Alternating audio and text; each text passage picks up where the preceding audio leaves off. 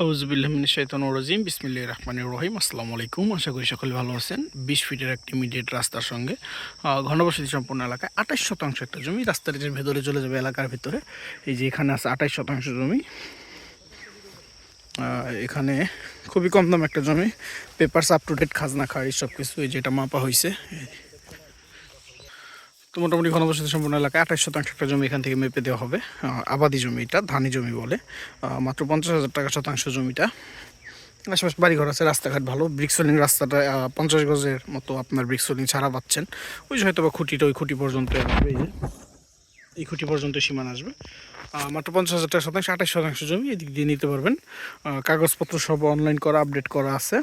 এটা হচ্ছে ফুলবাড়ি ইউনিয়ন, কালিয়াকৈর উপজেলা, গাজীপুর জেলার ভেতরে একটা জমি।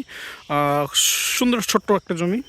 যারা ধান চাষ, আবাদি চাষ আবাদ করার জন্য বা কিনে রেখে দেওয়ার জন্য, ফিউচার ইনভেস্টমেন্টের জন্য নিতে চাচ্ছেন, তারা এটা দেখবেন। কারণ পরবর্তীতে দেখতেছেন এখানে হিউজ পরিমাণে জমি আছে। যে কোনো একটা বড় ধরনের ইন্ডাস্ট্রি আসতে পারবে এখানে।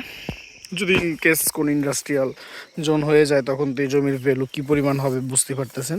কারণ বর্তমানে ফুলবাড়ি ইউনিয়নে হচ্ছে ইনভেস্ট করার জন্য বেস্ট একটা লোকেশন বা প্লেস আপনারা বলতে পারেন। তার কারণ হচ্ছে সর্বোচ্চ কম দামে,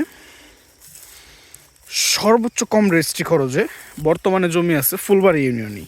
এর ব্যতীত আমাদের গাজীপুরে ধরেন শ্রীপুর উপজেলা আছে, কাপাসিয়া উপজেলা আছে, সিটি কর্পোরেশন আছে, গাজীপুর সদর উপজেলা আছে। এগুলোর রেজিস্ট্রি কস্টগুলো অনেক হাই হয়ে থাকে, যে কারণে আপনার ধরেন জমির যে টাকাটা কিনবেন তার চাইতে বেশি টাকাতে অনেক সময় রেজিস্ট্রিও করা লাগতে পারে, এরকমও হয়ে থাকে অনেক সময়।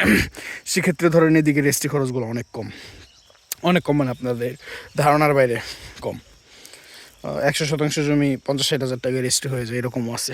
তো এটা হিসাব করলে বের হয়ে যাবে। ৬০,০০০-এর নিচে কোনো রেজিস্ট্রি নেই। ৫ লাখের নিচে দলিল হলে ৬০,০০০ টাকা চার্জ করে সরকারিভাবে।